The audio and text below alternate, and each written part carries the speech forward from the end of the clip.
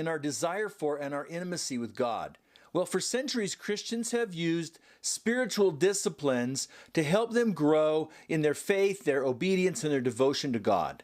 Spiritual disciplines are just practices that become like spiritual habits. They're called disciplines because they do require some effort on our part.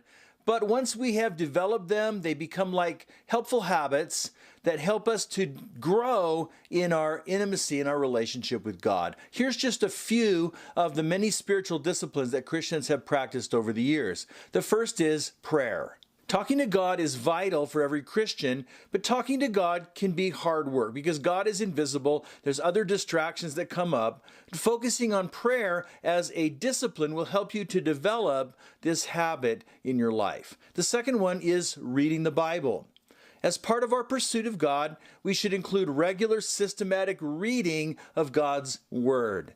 A third discipline that we find exemplified in the Bible that many Christians have done over the years is fasting.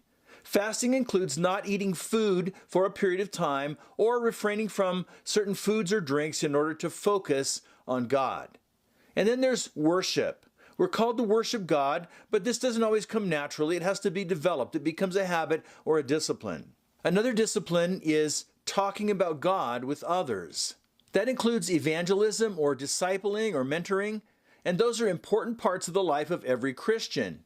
And like these other disciplines, evangelism and discipleship need to be consciously developed by the Christian. The difference is those other disciplines so far are more inward and these are outward as well.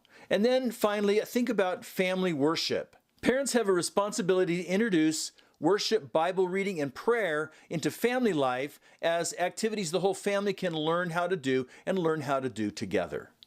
Now, these spiritual disciplines are not always easy. That's why they're called disciplines, but they're certainly rewarding. And so I want to encourage you to choose one item from this list and practice it faithfully for 30 days and see how much God will grow your relationship with Him. Hey, I'm so glad that you are checking out this message with West Church, whether you are worshiping via live stream or you are worshiping on demand. We are very grateful that you have taken a few minutes out of the busyness of life to see what we have to say. Today, we are going to talk about energy, how we tap into the energy that is provided for us by the power of God, the universe. Some people call it the universe, we call it God, and what we do with that and how we actually tap into it. If you're newer to the West community, we would love to know that you have chosen to spend a few minutes of your day with us. So if you would text the word welcome to the number that you see on your screen, or I'll read it to you in just a few seconds. But if you text the word welcome to the number that you see on your screen, we would love to send you a gift, and then you can choose whether or not you opt in to communications from us. But we're really glad that you are listening to this message, and we hope that today you get something out of it. You think about disciplines that we have in our lives, and how we can create disciplines so that we can tap into the energy that is provided for us to have a wonderful and fulfilled life. Thanks for joining.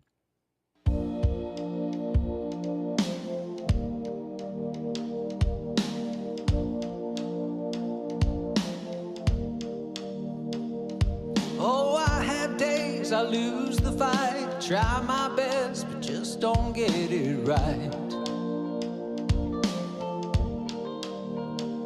Where I talk a talk that I don't walk and miss the moments right before my eyes. Somebody with a hurt that I could have helped, somebody with a hand that I could have held. When I just can't see past myself, Lord, help me be a little more like mercy, a little more like grace, a little more like kindness, goodness, love and faith, a little more like patience, a little more like peace, a little more like Jesus, a little less like me.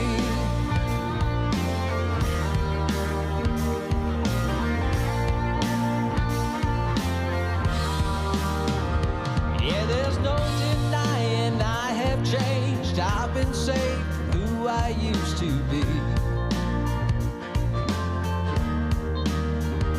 But even at my best, I must confess, I still need help to see the way you see.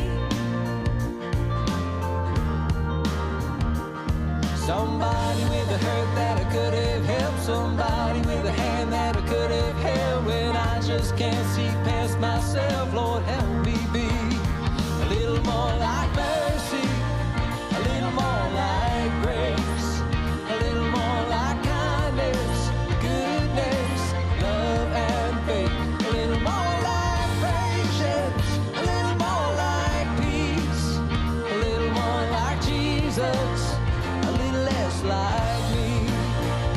Oh, to feed a beggar on the street, love to be your hands and feet, freely give what I receive, Lord, help me be.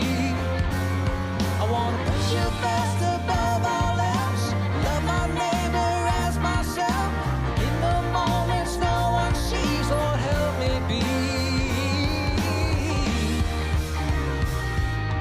1, 2, a little more like mercy, a little more like grace, a little more like kindness, goodness, love and faith, a little more like patience, a little more like peace, a little more like Jesus, a little less like me, a little more I'm living everything I preach, a little more like Jesus, a little less like me. Oh, a little less like me.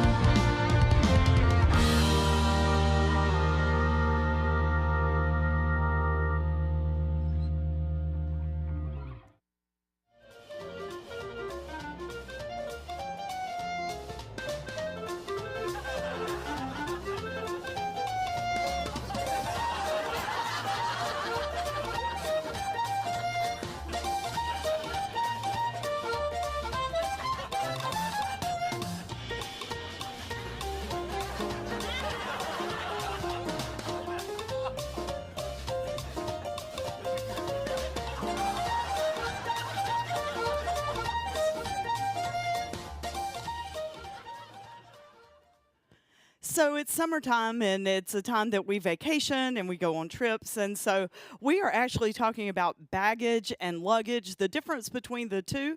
Our baggage is stuff that we need to leave behind, and the luggage is the stuff that we take with us. 2 weeks ago today, actually, Tom and I were in Oregon, and he was participating in the triathlon there, the Ironman 70.3, and we had quite a little adventure with our luggage on the way. And I just thought, this is so interesting and ironic. Like, he had all these bike tools that he had to take, and we know TSA rules, but apparently some tool was like 2 inches too long to fit in our carry-on. And it was imperative that he have that tool. It's one that he actually puts in his bicycle to take on the race in case like a flat happens or something happens with his gears while he's out doing the race. And for a really long time, we were very perplexed as to how in the world we were going to get that tool with us. And thank goodness we got to the airport early, and thank goodness that the flight was delayed, because it took us a long time to figure out, like, okay, what do we need to move around so that we can get what we need to go where we're going. That's part of what we're talking about with our baggage and our luggage series. Like, what do we need in life to get to where we want to go, to get to where we're going? And so today we are going to talk about the power of energy that comes to us through disciplines. And as followers of Jesus, as followers of the way, we are going to tie that into spiritual disciplines. So I told you that Tom did an Ironman a couple of weeks ago. He did his first one last year. He did a second one this year. And so I've gotten sort of used to his routine. If you'll look at the image you see on your screen, it is a spring energy gel pack. It has like 250 calories, and it's what he uses when he's out riding his bike for a 3 or 4 hour bike ride, so that it gives him the nutrients that he needs to be able to keep going. Well, one day I was at work, and I get this picture come over my cell phone, and it said, well, Axel is up to his old tricks. Now, Axel is our German Shepherd, and back before Christmas, we did a message series on the lessons that we can learn from our pets, our dog friends, and lessons we can learn about God. And I shared lots of stories with you about Axel. We love him. I mean, he is just the biggest, like, oaf. He's not what you would think of when you think of a German Shepherd. He's not, he has a big bark, and then he runs from you, and he hides behind either Tom or me. But we love him. But they said he's food motivated. He is not food motivated. He is food obsessed. And so, like, Axel's eaten, his palate is more diverse than probably mine or yours. He's eaten everything from pasta salad to flip-flops to, cornbread. I mean, a whole plate of brownies, tortilla shells in their wrapper. And the latest victim of Axel's appetite was the gel pack. Now, every morning when Tom is getting ready to go on one of his big rides, he lays all his stuff out. And before the race, he had this notebook, and he had a checklist. And I've just been so impressed with how he comes across with all this discipline and all these different parts and pieces to this whole event. And actually, it helped him get across the finish line. The gel packs, like, apparently they were so desired by Axel, but they're really important. They're a part of what he does. And so he always has them laid out and just so. And I've really admired, which is why I could never be a triathlete or any kind of athlete. I don't have that discipline. Like, it really takes discipline and self-control to be able to accomplish those goals. This is a picture of us after the race a couple of weeks ago. He made it across the finish line. He was not about wearing his medal, but we had this opportunity to have a picture with an alpaca, and it just had the coolest teeth. And so he put his medal on for the picture, not because he's showy, but I was just so impressed with all the 2,500 athletes there, because it really takes discipline to be able to accomplish something like that. Discipline is what is required to get from where we are right now to where we want to be. So this morning, I want you to think about, or today as you're listening to this on demand, I want you to think about, where do you want to be? Like, what do you want to be? Who do you want to be? Like, what goals do you have for yourself? Because the way that you get from where you are right now to where you want to be is how you set your goals. And then you have to apply that discipline. So discipline actually can be thought of as a bridge. So the next time that you drive across a bridge, I want you to think about the word discipline. Discipline is our bridge to get us from where we are to where we want to go and where we want to be. Abraham Lincoln said that discipline is choosing between what you want now and what you want most.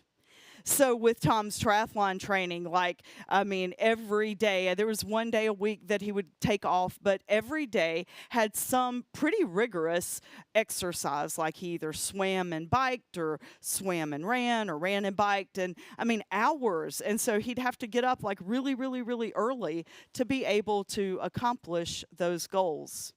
Now, there were lots of times that, it'd be blistering hot and so humid here in North Carolina. And he'd be like, I just don't want to do this.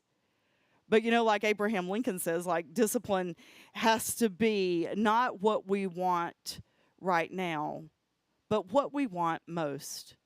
What Tom wanted most for his triathlon was to be able to get across the finish line in the time that he had set for himself.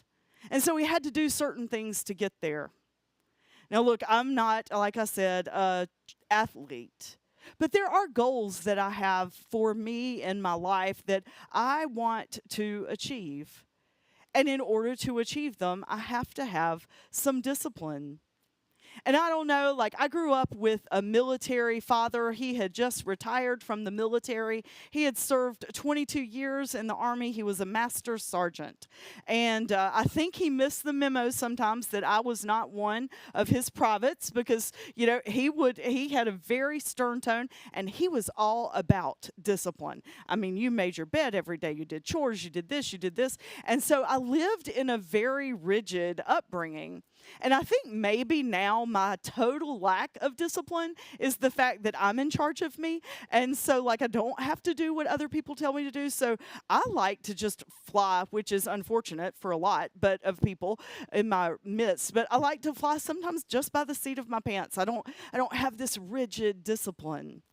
And you know what? There are lots of things that I miss out on because I'm not a disciplined person. It really takes extreme focus for me to say, here I am, here's my goal, and here's how I want to get there.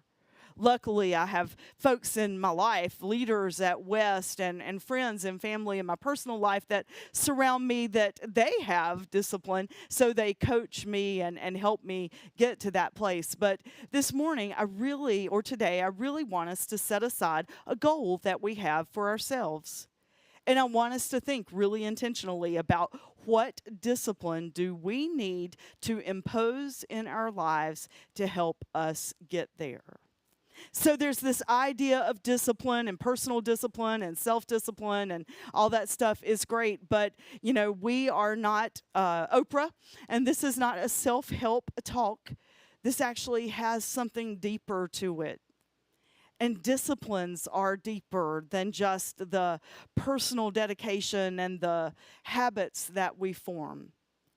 There's something called spiritual disciplines. And I promise if we will look at those and if we will choose one or two of those that we adhere to, that is how we will find the energy, and we will tap into that energy that is deep within us that will carry us in and through all things. And that's why this matters. That's why this matters, because no matter what we face in life, we're going to have to find a way in it and through it. And sometimes life goes along and it's all good and it's easy, and then other times it isn't. Sometimes the things that we wrestle with deep within us, they require all of our energy to try to overcome. And so I want to give us some really tangible ways that we can fight the things that loom ahead of us, the hurdles that seem to tear us down. There is a scripture verse that we are going to look at today. It is taken from the book of Proverbs.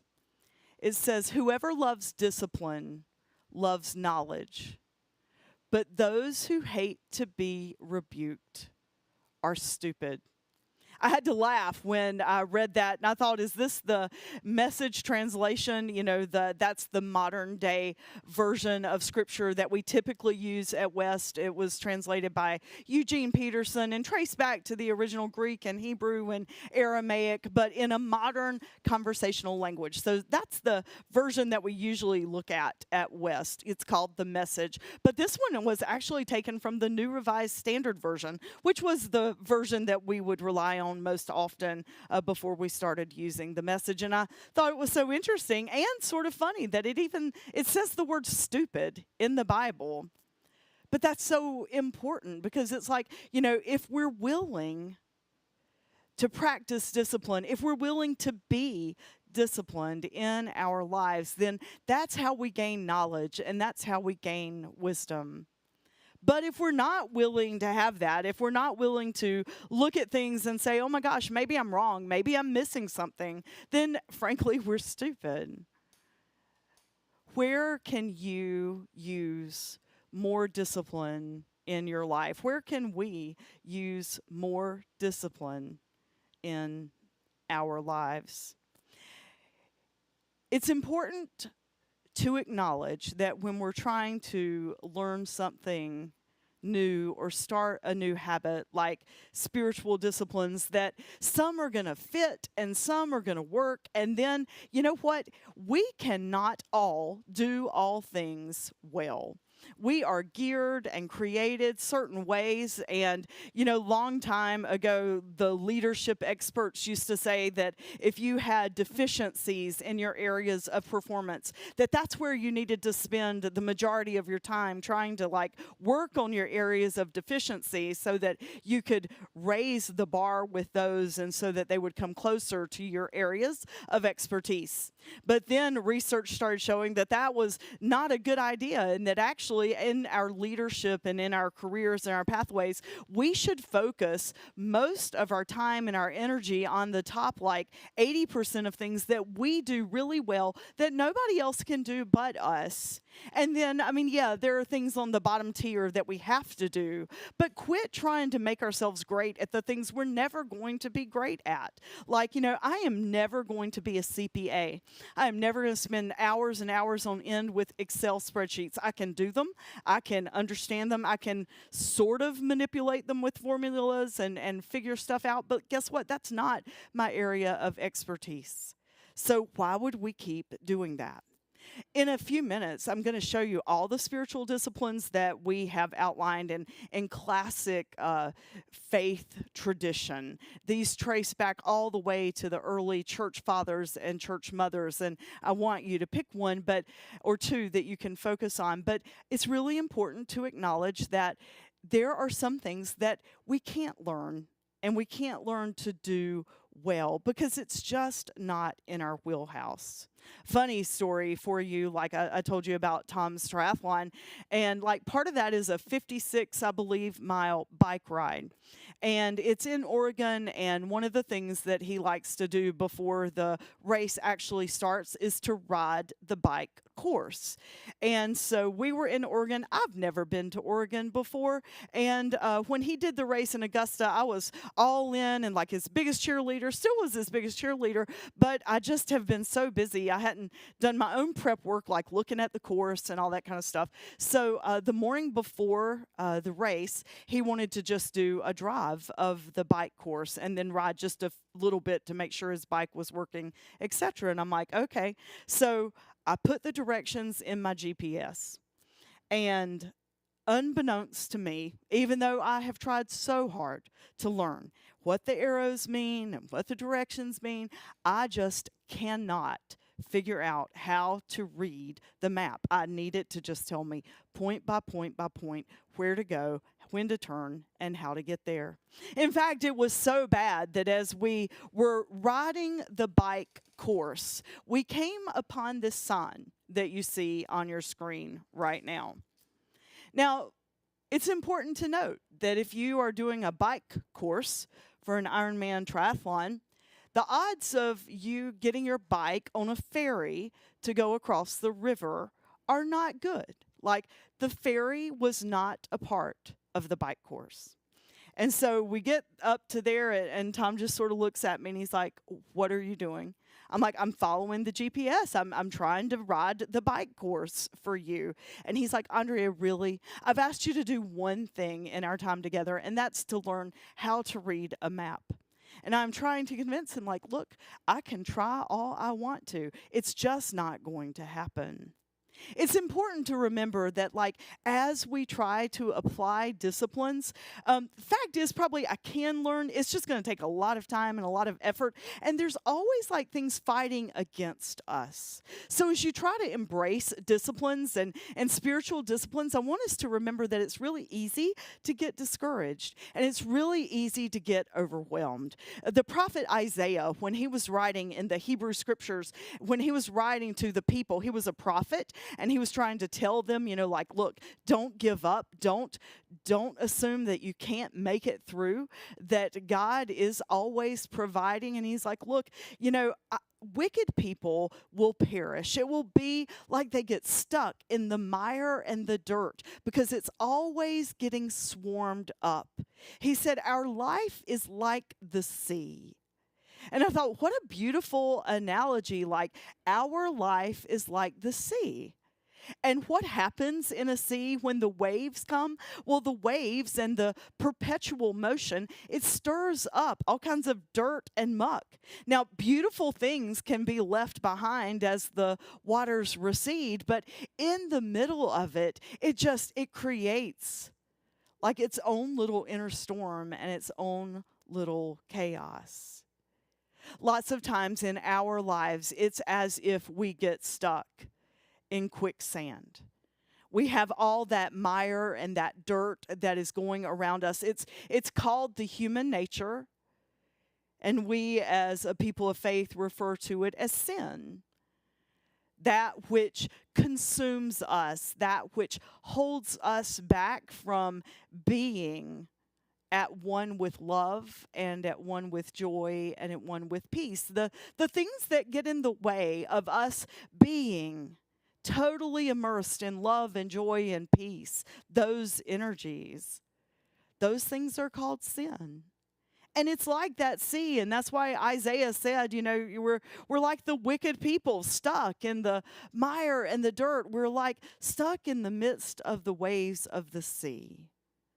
But we need to remember that we don't have to be stuck. Like, we can get out. It isn't actually, it doesn't have to be quicksand. We can find a way out. And so I want to give us some real practical ways to do that. There are different kinds of disciplines. And look, I know that this is not sexy and fun, like, and feel good. But we've got to have tangible things in our lives to help us be who we're called to be, to help us get from here to there, to help us go across that bridge. And these are those things. I want you to think of each of these disciplines as a bridge. So first, there are inward disciplines, like things that we do only within ourselves that no one else can do for us or with us. And these help us tap into that energy that is already deep within. Meditation, like sitting and just focusing on our breath patterns and trying to find a way to tap into the inner peace and solace that is within us. Or prayer. And I'm not talking about prayer like when we're riding down the road and we're having conversation with God. That's okay. But in the New Testament, when Jesus was teaching his followers how to pray, he said, I want you go into a room in your house, go into a quiet space and then all alone go to God in prayer. Now think about the houses back then. They weren't like we have now with doors and insulation and padding. Like, it would have been a big deal for Jesus to tell them to go into their homes, into a quiet space to pray. I mean, their doors were made out of like leather, if they even had a door. So that tells us that prayer, that one-on-one intentional conversation with the divine, it's really, really important. Fasting is another discipline, and I'm not talking about intermittent fasting, which is all the rage now, so we can lose weight. I'm talking about intentional fasting. It's why during the season of Lent, the 40 days before Easter, we try to fast. We try to give up something so that when we give it up, we are more mindful every time we want that thing to be mindful about Christ, about Jesus, the Christ, and how when there were things that we are certain he wanted, he chose not to follow his wants, but chose to follow the path of love. So fasting is a spiritual discipline that we can apply to our lives. And then study.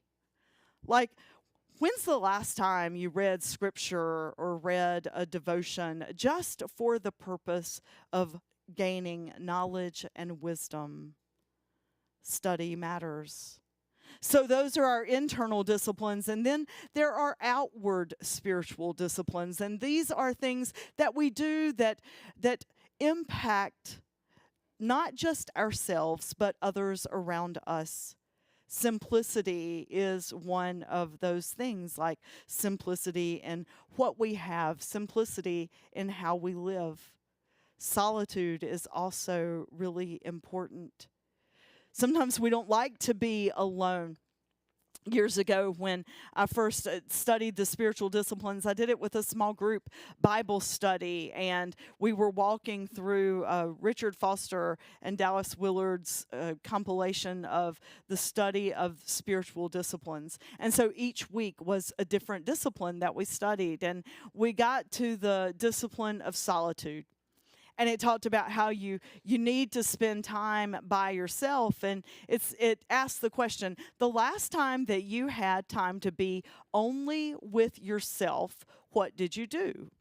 Now, this was like, gosh, probably 20 years ago when I first started studying this. And my kids were really young. And on my day off, which was Thursday back then, like as soon as my day off would start, I would run errands. And we lived out in Denver, Sherrills Ford area, but the church was in Mooresville. So I would always run errands closest to the church. It was a big church, so I would always run into people that I knew. And I'd end up chatting and spending most of my day just, running around and having conversations. It took me studying the spiritual disciplines to realize that, I had some stuff that I needed to work through. And when I would spend time alone, that stuff sort of would rise to the surface. And I'd have to think through things and not just be able to repress things that I didn't want to deal with, my own fears and my own feelings of inadequacy. So when I went through the study, I'm like, okay, the next Thursday that I have off, I'm actually going to be off. I'm going to take a Sabbath and be alone. At first, it was uncomfortable, but then what I found is as time went on, I began to cherish that time. And I understand and value that others need it as well. Like, we need time to just be, because it's when we just be with our thoughts and our fears, our anxieties, our hopes and our dreams that we can work through them. The spiritual discipline of solitude is really, really important. And then the other two, service and generosity. That's how we experience God. Back at Christmas, we do this thing called Ding Dong Ditch, and it's when we give Christmas gifts to families anonymously. And they don't have to be a food insecure or need housing. They just may need a little extra love this Christmas season. It's all about sharing love, not about sharing monetary value and stuff. But we do that through the celebration of things at Christmas, and so it takes money. It was just a divine thing that one gentleman wrote me a few weeks before Christmas and said, hey, what do you need for Ding Dong Ditch? Give me a number. It was on a Sunday afternoon, and I'm like, what do you mean give you a number? And he's like, I want a number of what you need for Ding Dong Ditch. And so I called him. I'm like, I'm having a hard time right now. I don't really know what you mean. And he said, do you need money? I'm like, oh my gosh, yeah. And he said, well, give me a number. So, and he told me to aim big, so I did. I met him at the office a few days later for him to give me the check. And I said, you you look a lot like Jesus right now. Thank you for doing this. And he shook his head and he's like, I'm not anything like Jesus. I'm like, actually, yeah, you are. I said, because you are giving of yourself. And you're giving of your resources, and you're doing it so generously. Like, you have no idea how many families that you are impacting. And because his donation was more than I had even asked for, and he told me about some big deal that they were running at one of the stores that if you buy gift cards, they'll give you so many free. Like, we were able to get so many gift cards that we had more than enough to give out at Christmas. So this past week, one of our West families has a member of their family in ICU in Charlotte, and they've been there a couple of weeks now. And you can imagine, like being with your loved one in the hospital, in ICU, on a ventilator. Like, life keeps happening, and it's really hard to make all the things that need to happen with life keep happening. Their small group got together and gave them gift cards so they could find meals. And they said, do we have any extra, like, West gift cards? I'm like, oh, my gosh. Because that person back at Christmas tapped into the spiritual discipline of service and generosity like a family 7 months later. There really has a significant need right now. They have some DoorDash meals that now they can have and not have to worry about paying for them because someone practiced a spiritual discipline.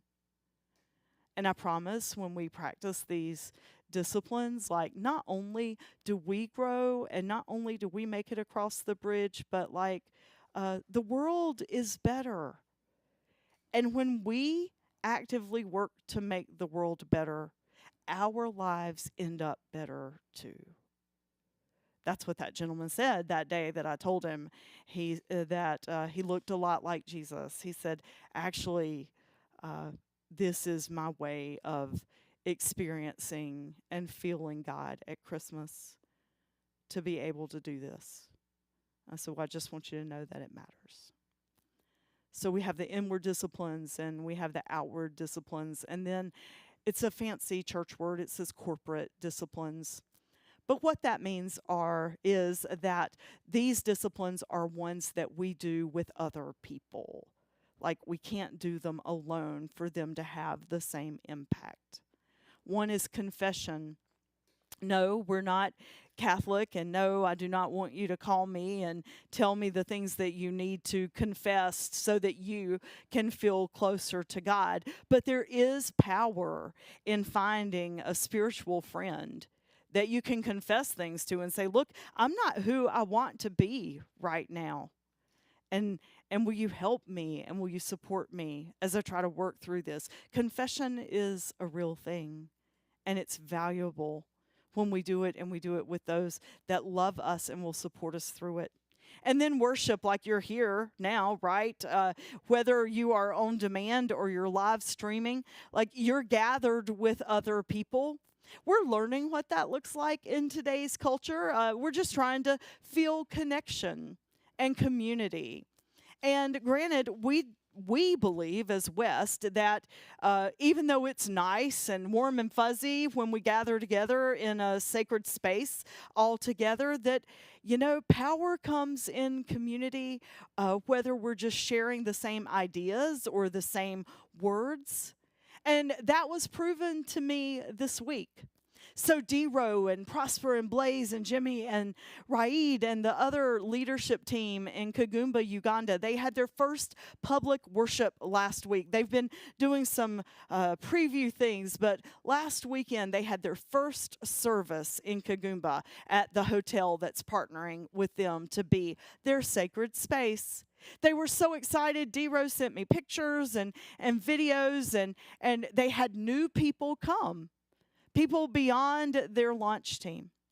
Well, D-Row and Blaze and Prosper, they live in Entebbe, or Kampala, actually, which is like a 3-hour drive from Kagumba.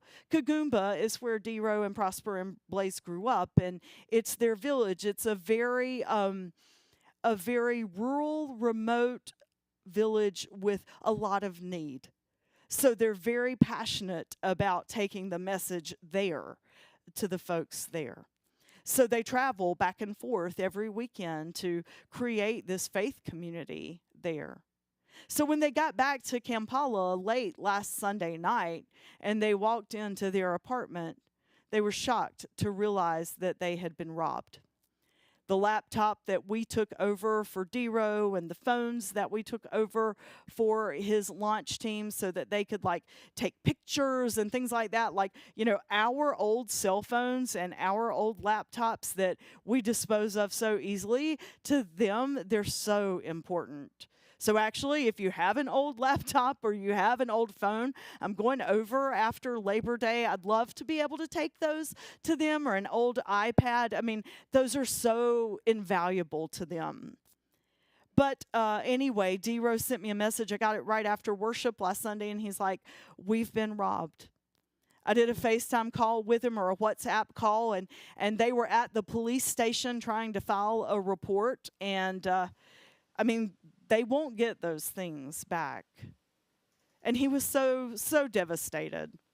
One of the things that I admire about D-Row and his team is they do not ask us for money. I've tried to start other partnerships in other places in the world, and because we are perceived to be, we are wealthy, relatively speaking, people end up asking for money a lot, and that's just not okay. That's not what a partnership is. And we're not rolling in it either. So I'm like, it has to be a true partnership. And D-Row never asked for money. He didn't ask for money last Sunday either. He just wanted prayer and support. But I thought, you know what? I feel like if I reach out to West and I say, hey, I don't normally do this, like send you an email on a Monday asking for money, but we need some money because we didn't budget in this year's budget for a robbery in Uganda and for someone to take all their stuff. You know what? By the end of Monday, we had over, I think, $3,000. That's a lot for just a one-day ask. The thing that I found so interesting is, when I pull up reports like that, it had the names of the individuals that had given. And not that I'm judging or anything, but I was like, wow, the power of worship and the power of community. Because it's a lot of folks that I never see, but yet you're still connected. That's powerful. And that's community. Worshiping together, whether it's by reading the devotions that come out, or watching the messages, or watching Growth Co. Podcast, or Monday meditations, those things, staying connected, it matters.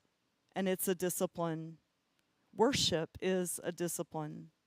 And the last one is celebration.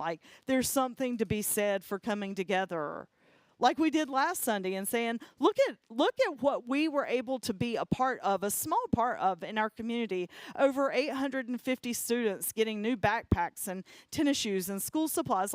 We can celebrate that God is at work in that.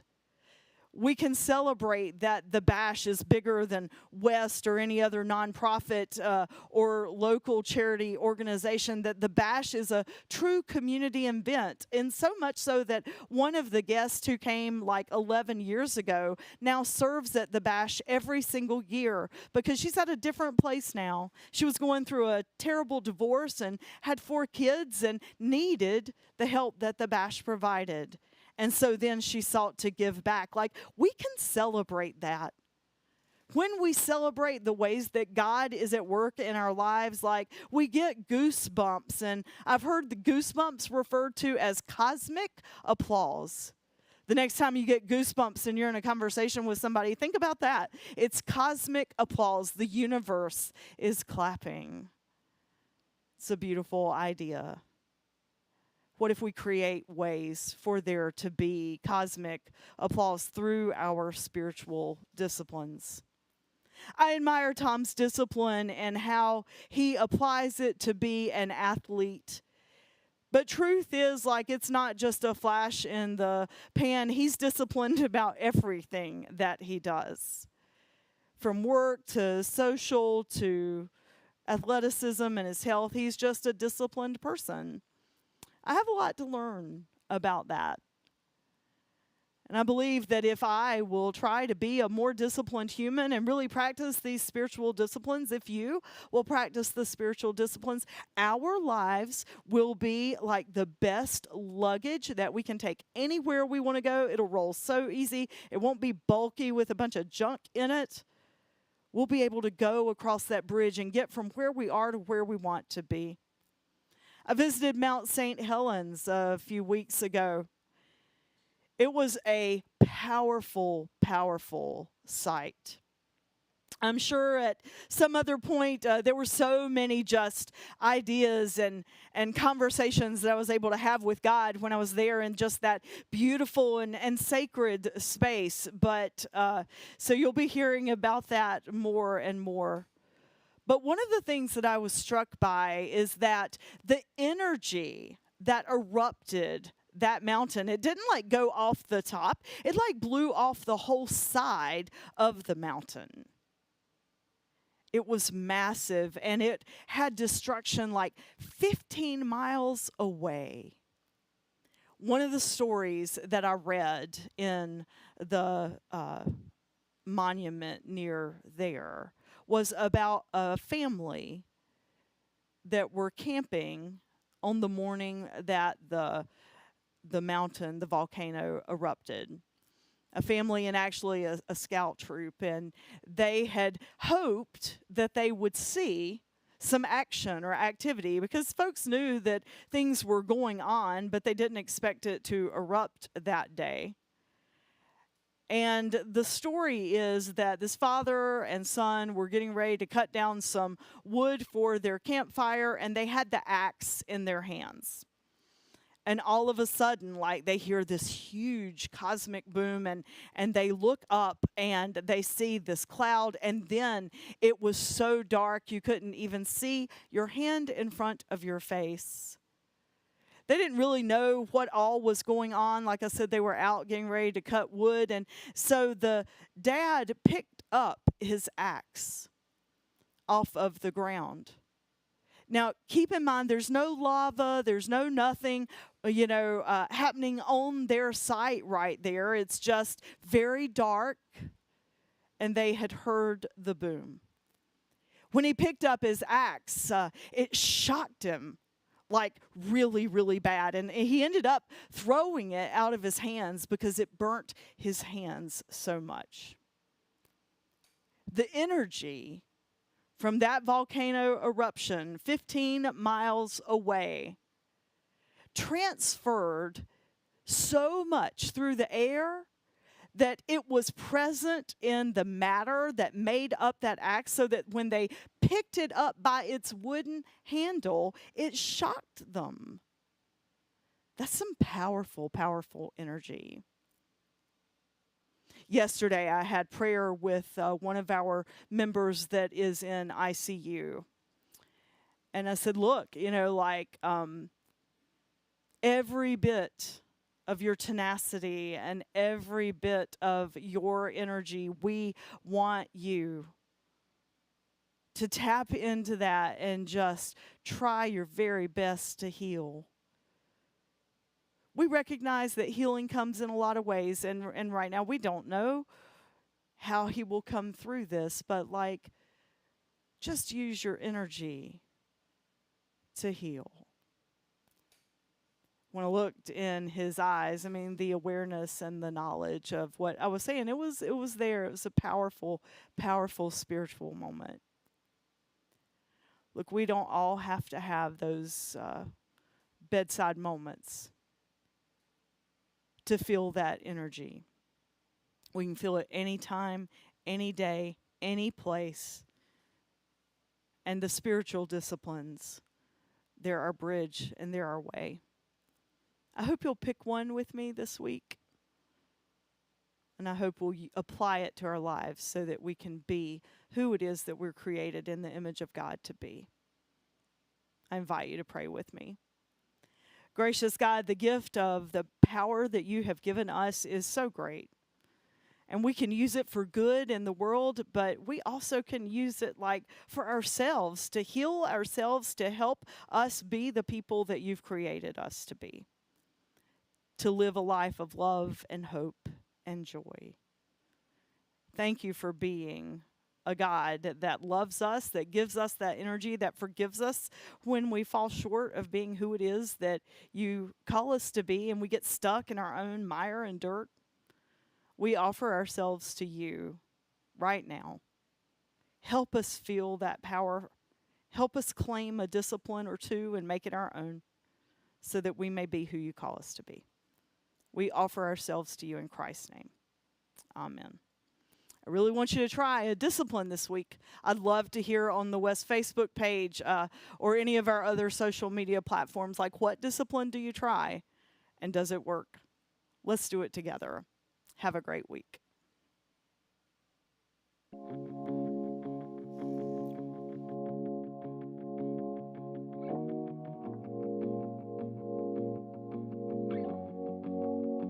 I've been thinking about time and where does it go? How can I stop my life from passing me by? I don't know. I've been thinking about family, how it's going so fast. Well, I wake up one morning just wishing that I could go back. I've been thinking about lately, maybe I can make a change and let you change me. So with all of my heart, this is my prayer. This is my prayer. Singing, oh Lord, keep me in the moment. Help me live with my eyes wide open. 'Cause I don't want to miss what you have for me. What you have for me. Singing, oh Lord, show me what matters. Throw away what I'm chasing after. 'Cause I don't want to miss what you have for me. What you have for me. Keep me in the moment. Oh, keep me in the moment. Keep me in the moment. 'Cause I don't want to miss what you have for me. What you have for me. Wait, don't wake up in the morning. Lord, search my heart. Don't let me stray. Just want to stay where you are. All I got is one shot, one try, one go around in this beautiful life. Nothing is wasted when everything's placed in your hands. Singing, oh Lord, keep me in the moment. Help me live with my eyes wide open. 'Cause I don't want to miss what you have for me. What you have for me. Singing, oh Lord, show me what matters. Throw away what I'm chasing after. 'Cause I don't want to miss what you have for me. What you have for me. Keep me in the moment. Oh, keep me in the moment. Keep me in the moment. 'Cause I don't want to miss what you have for me. What you have for me. I've been thinking about heaven and the promise you hold. So it's all eyes on you until the day you call me home. You call me home. Singing, oh Lord, keep me in the moment. Help me live with my eyes wide what you have for me. I don't wanna miss singing. Oh, Lord, show me what matters. Throw away what I'm chasing after. 'Cause I don't wanna miss what you have for me. What you have for me. Keep me in the moment. Oh, keep me in the moment. Keep me in the moment. 'Cause I don't wanna miss what you have for me. What you have for me. Keep me in the moment. Oh, keep me in the moment. Keep me in the moment. 'Cause I don't wanna miss what you have for me.